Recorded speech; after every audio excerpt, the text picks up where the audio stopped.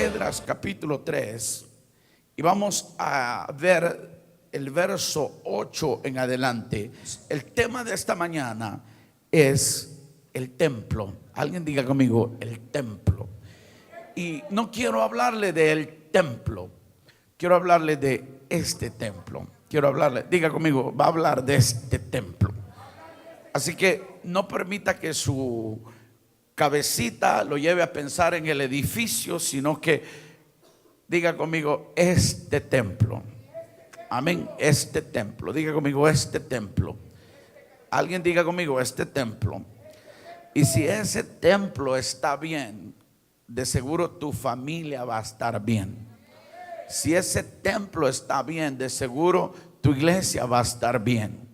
Esdras capítulo 3, verso 8 dice así la palabra del Señor.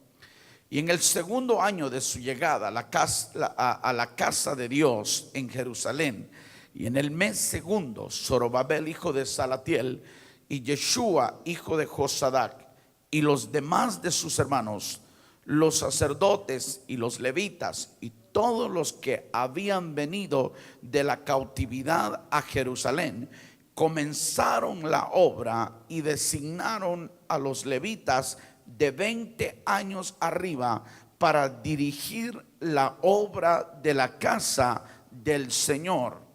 Padre, te damos gracias, te bendecimos, te damos gloria. Y te pido, Señor, que tu palabra pueda fluir esta mañana con claridad.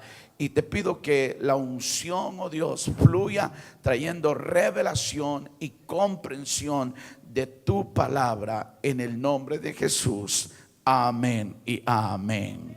Aleluya, qué bueno es Dios.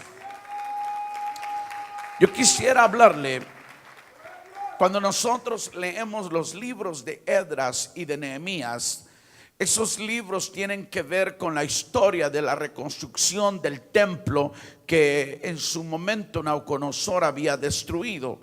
Y cuando nosotros comenzamos a leer en el capítulo 3, comienza, hermano, el proceso de reconstrucción.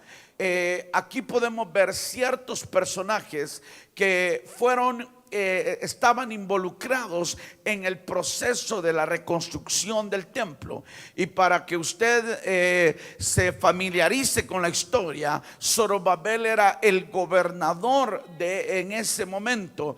Y cuando Dios, hermano, cuando llega el tiempo del cumplimiento de la palabra que Jeremías había dado, los hebreos o los judíos regresaron, y Zorobabel es el primer líder que viene con el primer grupo para poder reedificar el templo. Amén. Y entonces, hermano amado, ellos comienzan a organizar, a estructurar cómo aquel templo va a ser reedificado. Y yo quisiera tomar esa historia para poder aplicarla de una forma a nuestra vida, a este templo. Yo no sé si usted tiene 1 año o 2 años en que Dios comenzó en que Dios dio la orden que se restaurara, que se reedificara su vida. Yo no sé cuántos han recibido esa orden, que su vida sea restaurada, que se restaure esa familia. Yo no sé cuántos recibieron esa orden del rey, que viniera una restauración a aquello que había sido destruido, aquello que había sido arruinado, aquello que había sido, hermano, invadido por el enemigo. Yo no sé cuántos están aquí. Entonces yo quiero tomar esa historia y aplicarlo a nuestra vida, porque yo me he dado cuenta de que el enemigo aparece siempre de que usted y yo tomamos la decisión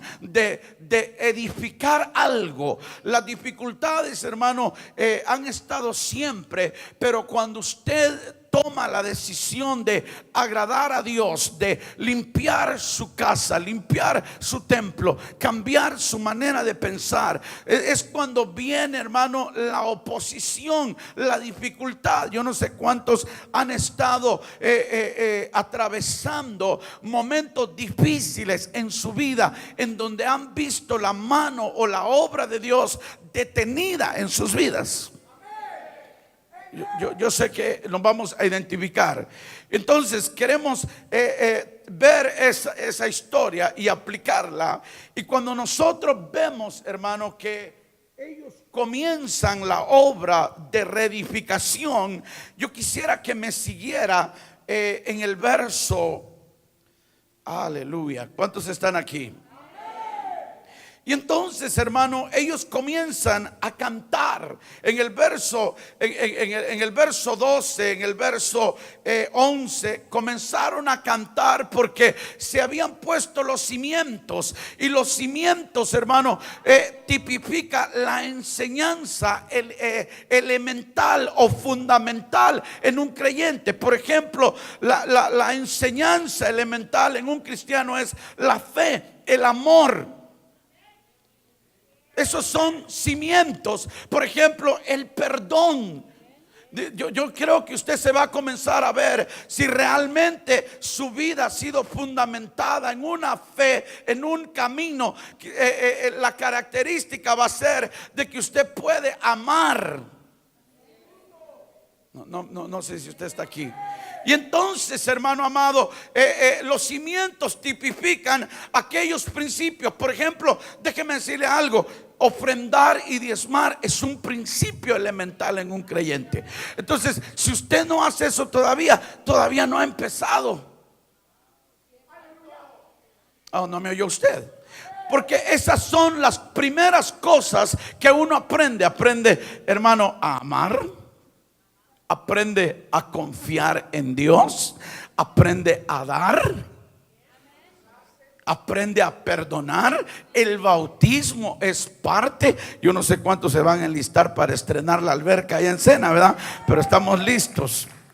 Entonces, hermano, los cimientos, y todos llegamos, hermano, y usted trae su Biblia. ¿Se acuerda la primera Biblia que compró? Usted le dijo a un hermano, a un amigo: oiga, ¿qué Biblia me recomienda? Y usted me entiende, así bien, así como le digo, bien contento, compró la más cara que había ahí. Y nada más le duró el gozo unos cuantos días. No sé si me estoy. O sea, no digo porque se le acabó, sino porque cuando el enemigo se dio cuenta de que su vida iba a comenzar a cambiar y que Dios iba a comenzar a edificar algo en usted y a través de usted. Y entonces el enemigo dijo: un momento, ¿qué está pasando allá en Lerdo? ¿Qué está pasando allá en la casa de los Martínez, de los López, de los Herrera, de los yo no sé si me está entendiendo usted, de los Sánchez, o alguien de un gloria a Dios? Y entonces, hermano, dile al que está al lado: no te preocupes, yo también estoy en un proceso de reconstrucción. Por eso es que tenemos tantos problemas los unos con los otros, porque todos estamos en un proceso de perfeccionamiento. Oh, alguien dele un aplauso a él.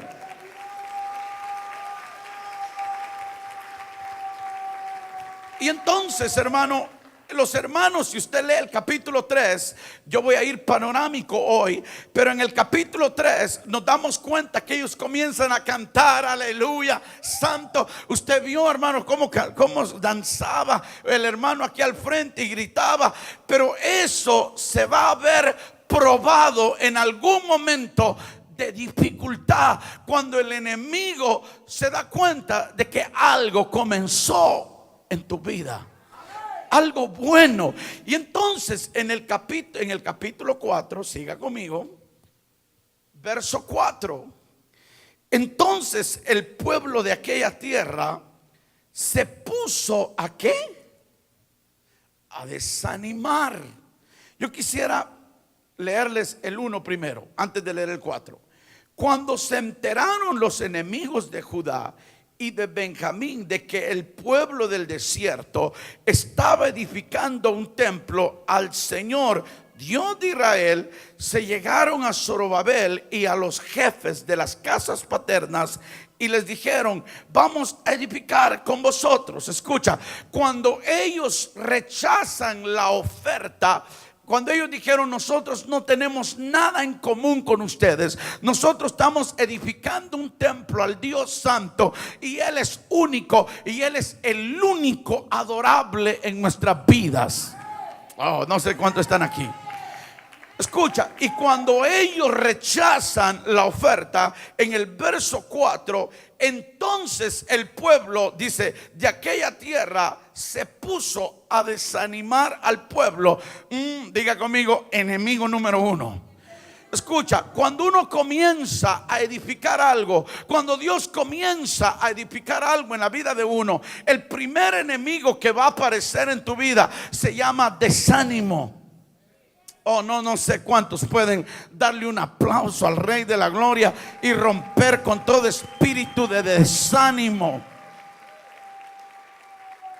Yo quiero decirle que podemos pretender estar bien y estar desanimados espiritualmente. Y entonces, hermano, el enemigo se dio cuenta de que había una manera de detener la obra, y lo primero que ellos hicieron fueron comenzar a desanimar y atemorizar a aquel pueblo. Una de las armas que el enemigo usa es el temor. El temor, hermano, es un asunto tan complejo de describir, pero mire lo que quiero compartirle esta mañana. Dígale al que está al lado: el primer enemigo a vencer es el desánimo. Dile al que está al lado: el problema no es que tú hayas fracasado, es cómo respondes a tu fracaso. Escucha, el desánimo viene cuando uno fracasa en el intento de hacer algo. Cuando usted tenía todo, como dijo alguien, fríamente calculado, y las cosas no le salieron como usted pensaba, y entonces es cuando viene el golpe del desánimo y usted se ve fracasado. Dile al que está al lado: el problema no es que hayas fracasado intentando hacer algo, es qué vas a hacer cuando llegue el fracaso a tu vida, cuando llegue la oposición, cuando llegue la dificultad. Ahí se va a dar cuenta qué tan cimentada está la fe en la roca inconmovible que es nuestro Señor Jesucristo. Oh, alguien denle un aplauso a Él.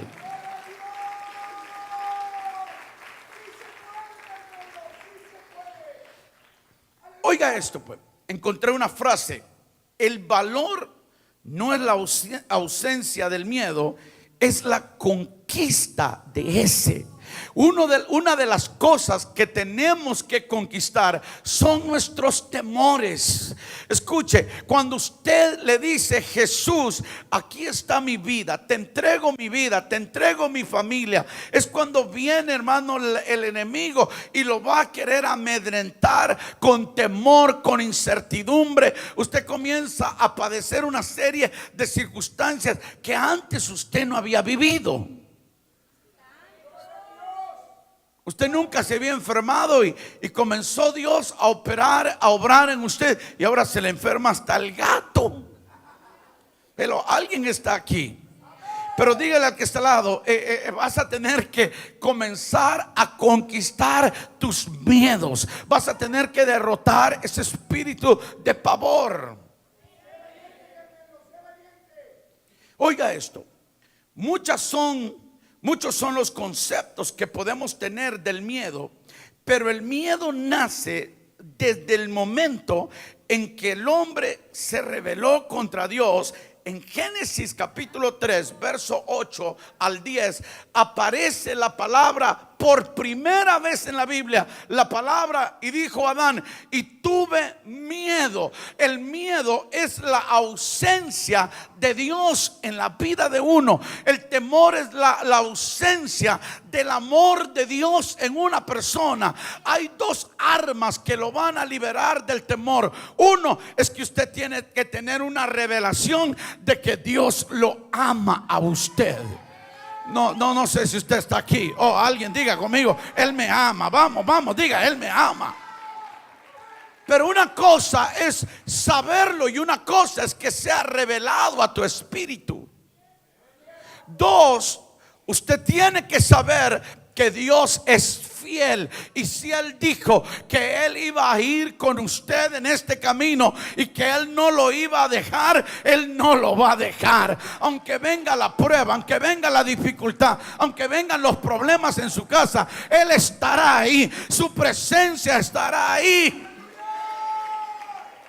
Pero podemos leer en la historia de que Zorobabel y toda la gente que había salido de Babilonia no tenían la capacidad de vencer el desánimo, de vencer el temor. Y ellos se vieron, hermano, acorralados y la obra se detuvo. Mi pregunta esta mañana es: ¿qué ha causado que la obra de Dios se detenga en tu vida? Yo quisiera decirle de que Dios quiere hacer cosas maravillosas en usted. Pero yo quiero preguntarle esta mañana: ¿qué es lo que detuvo que esa obra creciera en usted? Y que usted se desarrollara como un hijo, como una hija. Y que los problemas que usted antes tenía en su matrimonio, eso es cuestión del ayer. Y ahora usted solamente lo dice cuando va a testificar de lo que Él ha hecho en su vida. Oh, no sé si me oyó usted. ¿Por qué? Porque si usted sigue en problemado, entonces usted tiene que superar algo, vencer algo. No sé si está aquí usted. Dígale al que está al lado: y la obra se paró. Escucha, y es triste cuando usted ve a la gente, hermano, cuando usted ve a los recién convertidos y usted los ve alegres, los ve caminando de la mano al templo, y al final se acercan a usted: pastor, buenos días, le presento a mi hijo, a mi hija, y usted dice: gloria a Dios. Pero de repente a los 3, 4, 5, 6 meses ya ni te saludan. Ahora llega la hermana y el hermano. ¿O no nos pasa así, pastor? Nos pasa así. Dile al que está al lado: hoy vamos a llegar a una verdad, porque esa verdad nos va a hacer libres. Dios quiere hacer algo en esta mañana. Y escucha, y aquella obra se ve suspendida. Dile al que está al lado: traigo una buena noticia para ti. El hecho que la obra de Dios en tu vida esté suspendida no significa que Él ha abandonado su obra. Oh, no me oyó usted. Dile al que está al lado: Él no ha abandonado su obra, y yo soy su obra. Oh, yo no sé cuántos creen que yo soy la obra de Dios. Yo soy el resultado del pensamiento de Dios, del deseo de Dios, del amor de Dios. Oh, hay un pueblo que llega y se detiene la obra. Dile al que está al lado: y se detuvo la obra. Oiga esto pues. Verso 5. Estoy en el capítulo 4, verso 5. Y tomaron a sueldo contra ellos consejeros para frustrar sus propósitos. Yo quisiera que usted entienda algo. Dile al que está al lado: el diablo no tiene nada personal contigo. Escuche, el diablo no tiene nada en contra de tu persona.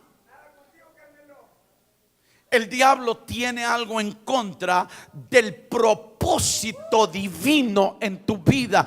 Esto no es personal. Esto no es que, es que a mí el diablo, yo creo que le caigo mal al diablo, pastor. No, usted, mire, usted no le cae mal al diablo. Usted le cae muy bien. Él tiene un propósito. Su propósito y su tarea es frustrar el propósito de Dios en la vida de aquella persona. Usted tiene que comenzar a vivir el evangelio de una manera más inteligente. Usted tiene que decirle a su esposa: calma, esto no es personal, deja de levantar la voz, deja de pelear, deja esto no lo vamos a resolver así. Él está tratando de destruir el propósito en mi vida.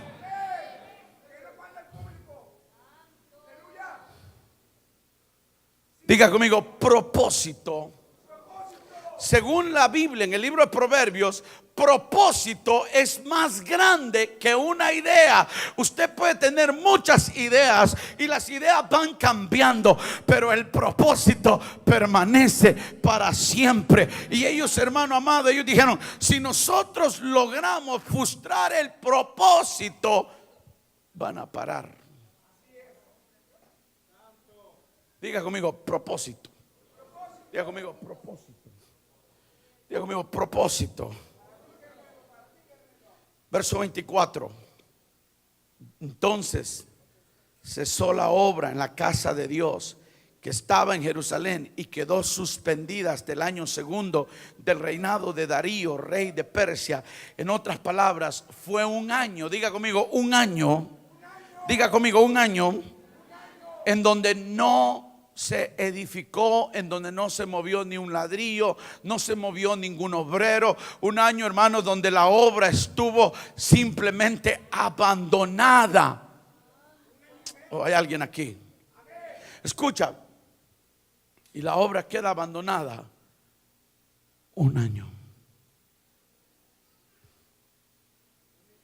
Nosotros estamos construyendo ahorita, y yo me he dado cuenta que con una semana que no vayamos, aquel lugar comienza a reflejar un espíritu de abandono. Comienza, hermano, el mismo viento, el mismo clima comienza a traer basura, comienza a llenar de escombros, y de repente aquel lugar tiene el síndrome o el síntoma de que aquello está abandonado. Mi pregunta es: ¿cuánta gente usted conoce que tiene más de un año en que dejaron en que la obra de Dios se detuvo en sus vidas, y aquella persona refleja el síntoma de abandono, y usted mismo se siente abandonado? No sé si está aquí usted. Dígale al que está al lado: fue un año en que esa obra quedó suspendida. ¿Cuántos quisieran que esa obra se reiniciara en sus vidas? Que Dios comenzara de nuevo a hacer algo. O alguien, dele un aplauso al Rey de la Gloria. Tal vez dejó se suspendió la tarea de parte de Dios en tu matrimonio, en la iglesia misma. Nos estancamos. ¿Hay alguien aquí? Y entonces, hermano, cuando la obra de Dios se suspende, ¿cómo sé, pastor, que Dios ha dejado de obrar en mi vida, o que el enemigo ha logrado su objetivo: suspender la obra de Dios en mi vida? Vamos al libro de Ageo, capítulo 1, verso 2. Aquí usted va a ver qué sucede. Aquí usted se va a ver, y yo creo que Dios le va a hablar proféticamente esta mañana. Ageo capítulo 1, verso 2. Y entonces, hermano, la obra se ve suspendida y aparece el profeta Ageo. Diga conmigo: los profetas aparecen en mi vida cuando Dios quiere traer cambios a mi vida. Cuando Dios quiere comenzar de nuevo algo. Oh, yo no sé si usted trajo fe esta mañana, pero si usted vino dispuesto a aprender, a recibir, diga conmigo: los profetas de Dios aparecen cuando Dios quiere reiniciar algo en mi vida, algo que se ha estancado, algo que se ha detenido. Y entonces aparece Ageo, hermano, y Ageo comienza así su profecía. Así dice el Señor de los ejércitos. Como dice, este pueblo dice: no ha llegado el tiempo de que la casa del Señor sea reedificada. Escucha, cuando la obra de Dios se ve suspendida en nuestras vidas por causa de la adversidad, hermano, nosotros comenzamos a decir estas frases: quizás no es mi tiempo, algún día Dios lo hará. Si Él me ama tanto, ¿por qué Él no interviene? Hello, ¿hay alguien aquí? Escucha, y una de las cosas que este pueblo comenzó a hacer, escucha, ellos comenzaron a reedificar sus casas. Escucha, ¿sabe cuándo usted sabe que la obra de Dios se suspendió en su vida? Cuando su enfoque y su vida está totalmente dedicada a lo suyo.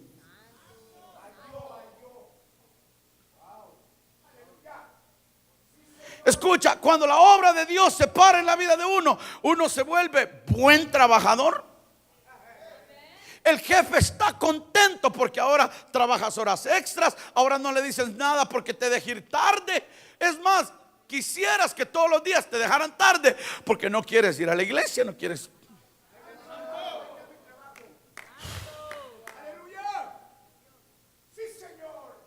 Quisieras que te dejaran tarea en la escuela hasta nunca terminarla para no ir al culto. Desánimo. Hay alguien aquí. Escucha, una de las características de que la obra de Dios se ha parado en la reedificación de ese templo es que te vuelves una persona dedicada a lo tuyo.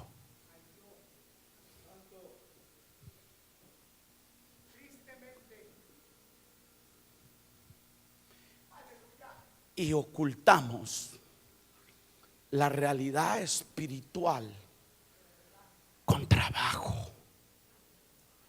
Escucha, usted no se ha fijado que de repente su esposo o su esposa le dice: vamos a pasear. No la quiere llevar a pasear, quiere huir de la realidad de que él tiene una cita con Dios.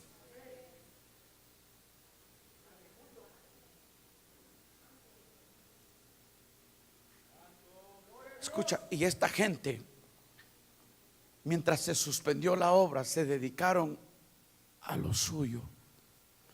Y aparece el profeta y les dice: oigan pues, ¿acaso es tiempo para que vosotros habitéis en vuestras casas artesanadas mientras esta casa está desolada? ¿De qué sirve que tengas más dinero pero estás hueco por dentro? Tienes más trabajo pero tienes menos felicidad. Tienes más tiempo con tu familia pero no tienes nada que darles. Porque, no me oyó usted. Yo creo que Dios está hablando y dele un gloria a Dios, porque siento la unción de Dios. Y entonces el profeta comienza y les va a tirar, como dicen en el béisbol, dicen una concurva. Y les dice: ustedes, o sea, dígale que le están hablando a esos. Trabajáis mucho y recogéis poco. Cuando usted hace mucho y recoge poco, es porque la obra de Dios se suspendió. Porque lo que trae prosperidad a la vida de un hombre es la presencia de Dios, es la obra de Dios. Es cuando, hermano, lo poquito Él lo incrementa. Oh, hermano amado, dele un aplauso al Rey de la Gloria. Dile al que está al lado: la obra de Dios en tu vida hará prosperar lo poco o lo mucho. Oh, alguien dele ese aplauso al Rey de la Gloria.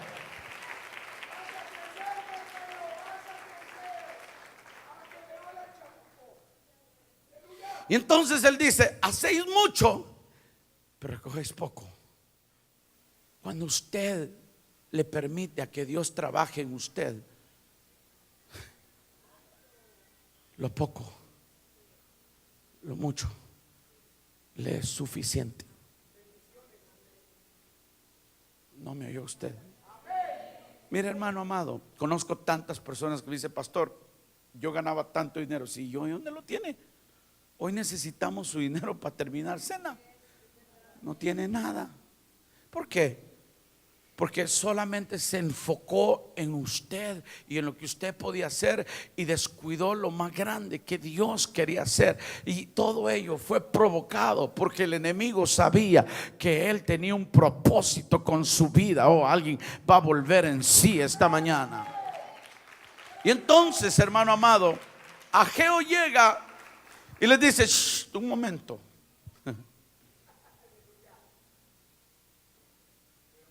Él también quiere que su casa se termine.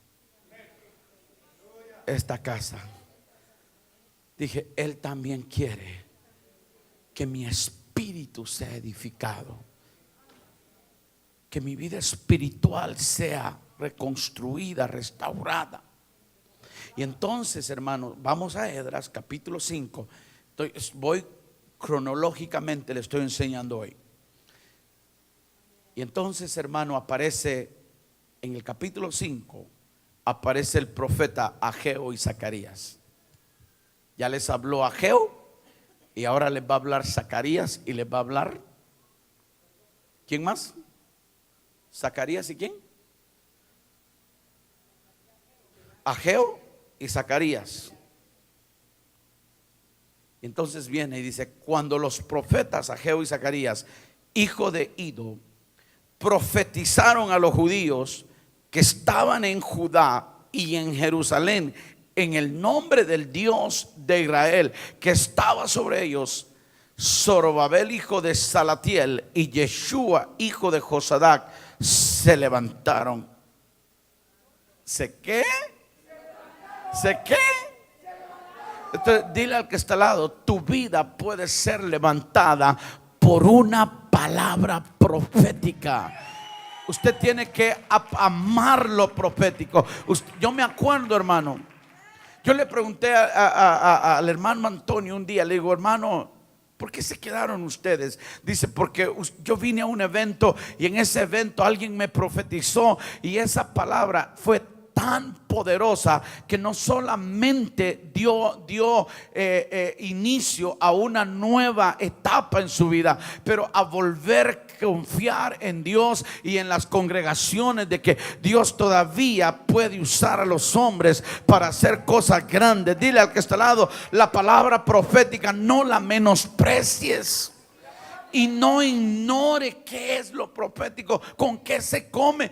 Vuélvase un estudioso de la palabra de Dios, para que la ignorancia no lo robe. Y entonces, hermano amado, aparece Ageo y Zacarías y les comienzan a profetizar a los líderes.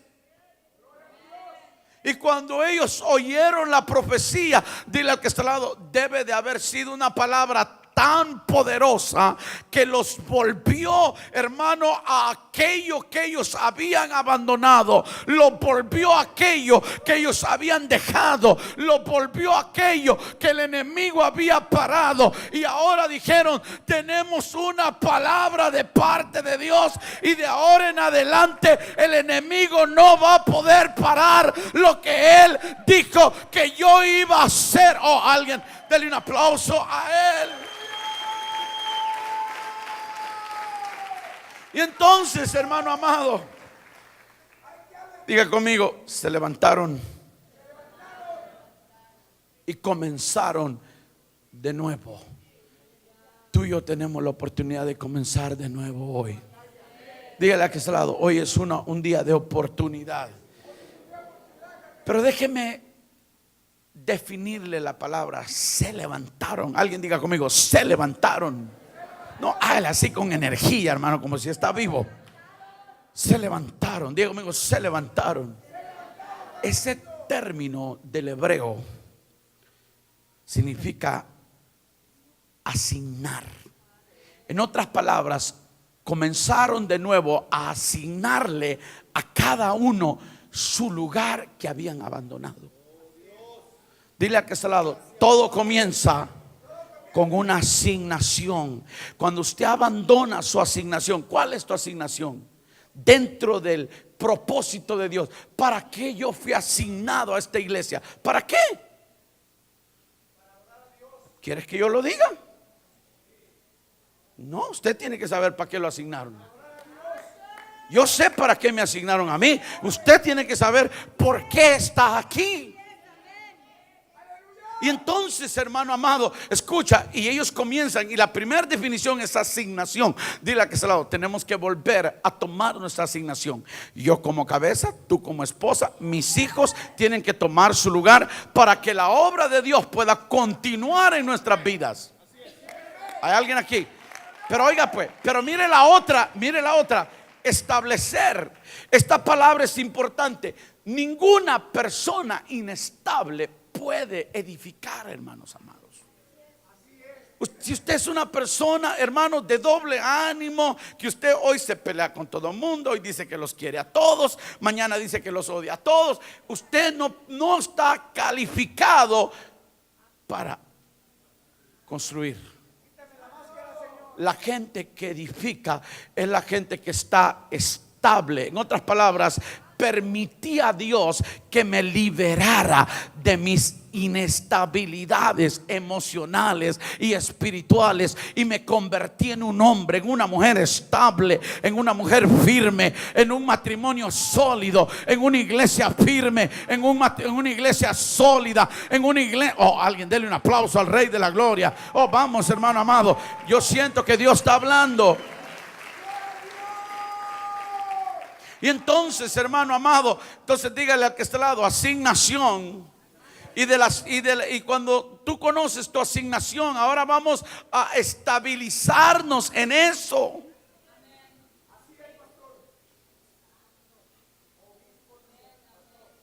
Hay gente que está en la iglesia, hermano, hoy aparece con los ujieres, mañana con las maestras, pasado en el grupo de alabanza, y esa gente no crece y no se puede edificar.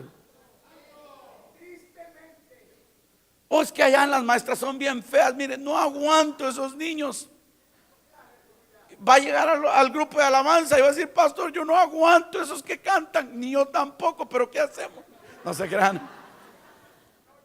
Oiga, pues, porque en ningún lugar es fácil servirle a Dios. En donde quiera que usted le quiera servir a Dios, van a haber enemigos, va a haber oposición. Grábese eso. ¿Hay alguien aquí? Pero ¿qué más significa esa palabra? Hagan. Oiga, pues, yo quiero que entienda este concepto, porque esto está profundo. ¿Por qué el profeta les dice hagan? Actúen. ¿Por qué el profeta les dice que hagan, que actúen? Porque había un decreto del rey que se reedificara ese templo.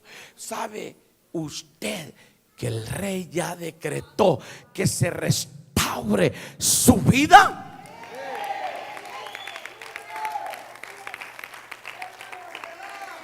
Como que no lo entendió.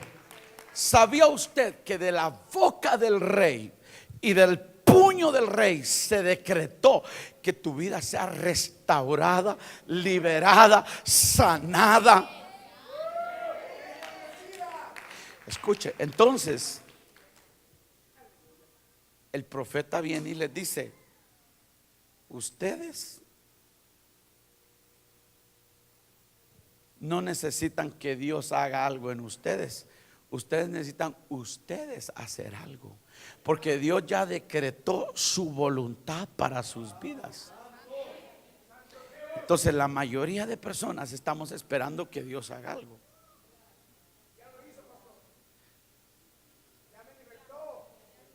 Mire, Dios no lo va a ir a sacar de la cama y traerlo a la iglesia.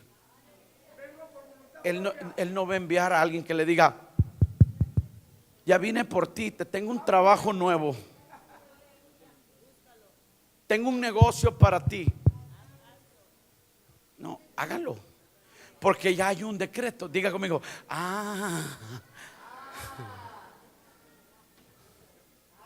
escucha, y la otra palabra es, mire esa definición: levántense ustedes mismos.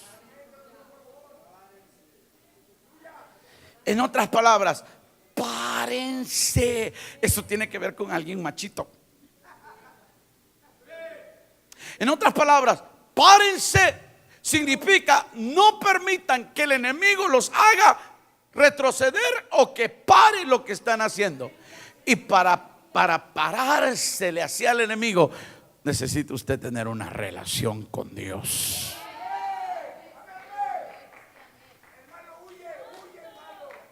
Escuchen esto, pues. Siga conmigo en la historia. Siga conmigo en la historia. Estoy en el capítulo 5, ¿verdad? Oiga. Y cuando se dieron cuenta de que comenzaron de nuevo, volvieron a preguntar. Y entonces Zorobabel comienza a asignar y dice: muchachos, sigamos.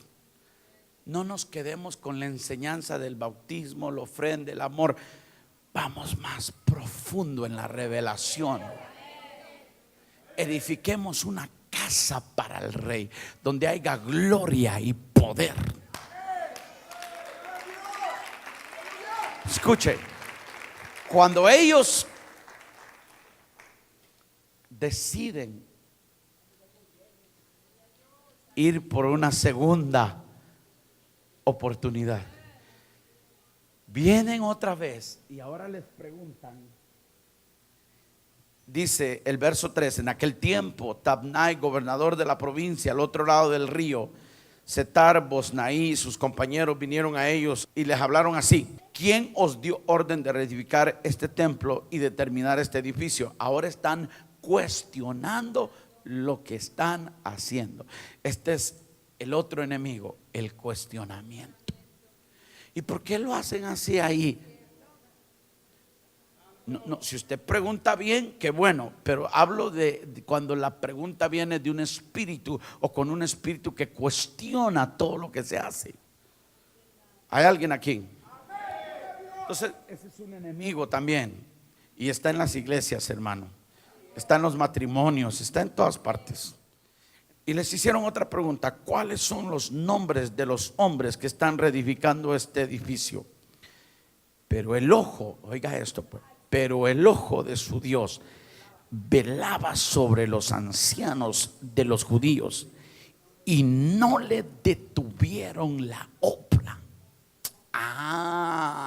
Dile al que está al lado: no pueden detenerte en esta segunda etapa de tu vida.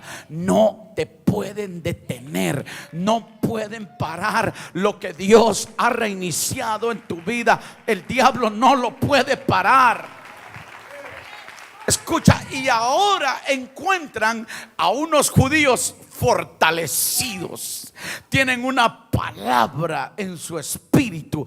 Tienen, hermano, una revelación de que el rey decretó y que el rey quiere que su obra avance, su templo sea reedificado, la vida de esa gente sea restaurada. Y ahora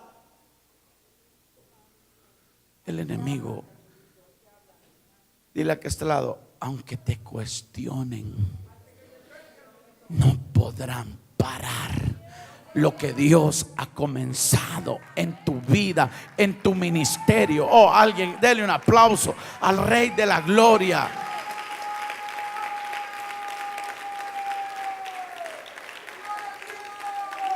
Mira, hermano amado, pregúnteme a mí. Nada más que yo no hago público esto, pero hay un sinnúmero de gente que cuestiona. ¿Do I care? No, no me importa. Mi tarea es asegurarme de que lo que yo hago es lo que Dios quiere.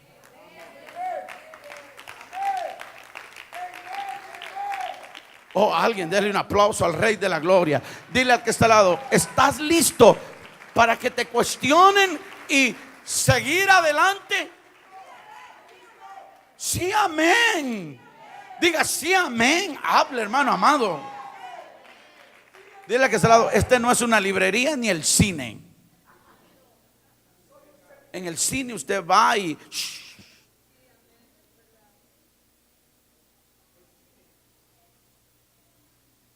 este no es una misa de cuerpo presente. Es donde sus hijos vienen a celebrar al Rey de Reyes.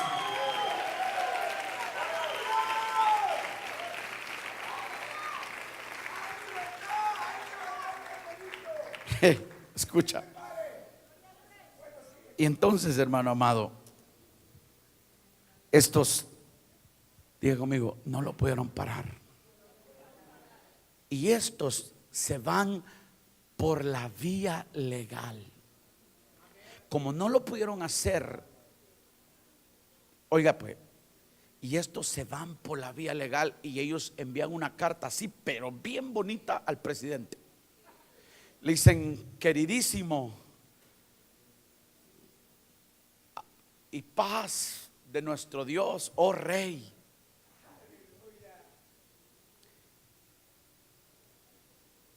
Quisiéramos ver si hay manera de parar a estos judíos.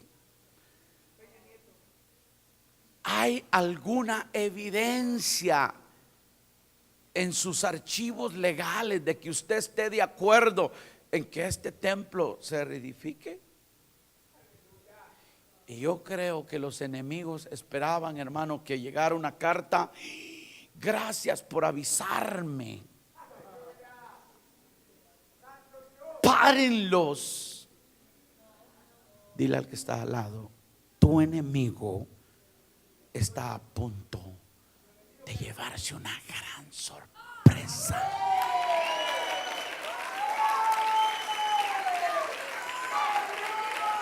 No, dígale que está al lado: tu enemigo está a punto de llevarse una gran sorpresa.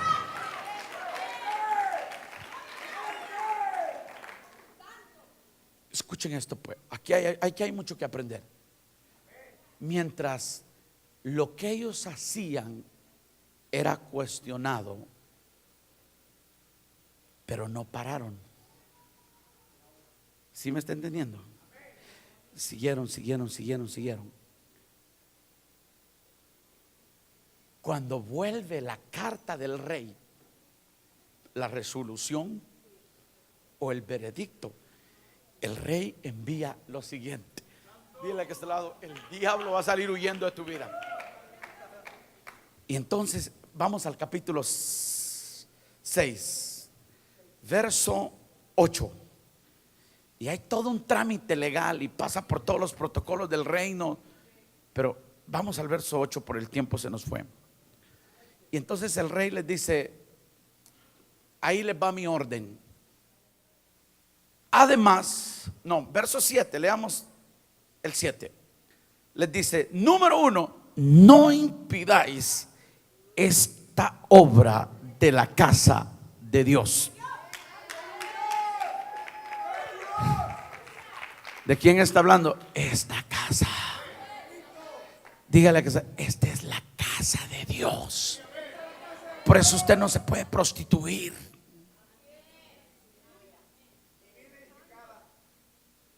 Esta es la morada de Dios. Es donde Dios habita. Dice el libro de los Salmos que ni el cielo ni la tierra lo pueden contener de tan grande que Él es. Pero habita en ti.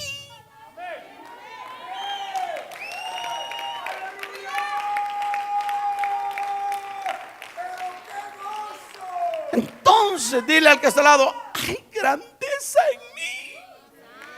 El grande, el todopoderoso habita en mí.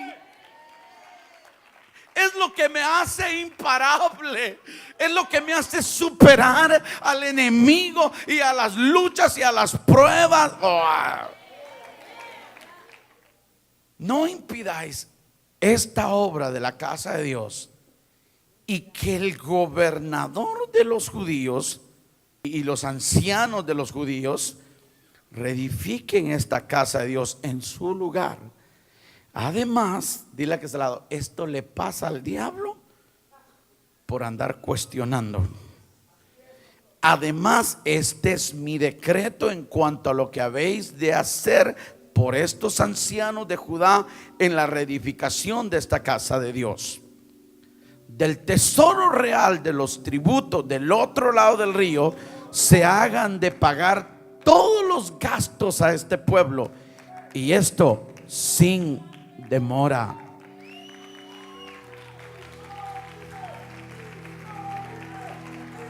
Fue la palabra que soltó la profeta Mauda esta mañana. Crea, porque Dios está confirmando esa palabra sin demora. No más demora, no más demora. Póngase de pie, no más demoras. Yo cancelo todo espíritu de demora en tu vida, en tu familia, en tu matrimonio, en tu ministerio. Y entonces, hermano, el rey comienza a hablar de esta manera.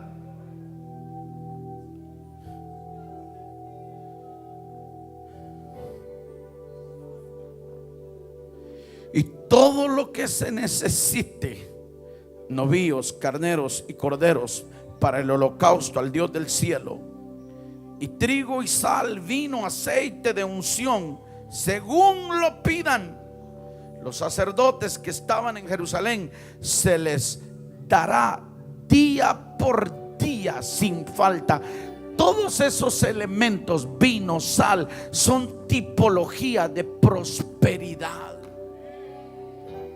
En otras palabras, él dijo: no habrá un día a la cual yo no supla la provisión a ellos. Pero ahí le va. No se quedó solo en provisión. Quiero que siga conmigo, para que puedan ofrecer sacrificios agradables al Dios del cielo y orar por la vida del rey y de sus hijos. Y he proclamado un decreto de que cualquiera que quebrante este edicto, de su casa se arranque un madero y levantándolo sea colgado en él, y que su casa sea reducida a escombros a causa de esto. Y que el Dios que ha hecho morar ahí su nombre derribe a todo rey o pueblo que trate de cambiarlo para destruir esta casa de Dios en Jerusalén. Yo, Darío, he proclamado este decreto, que sea ejecutado con toda exactitud.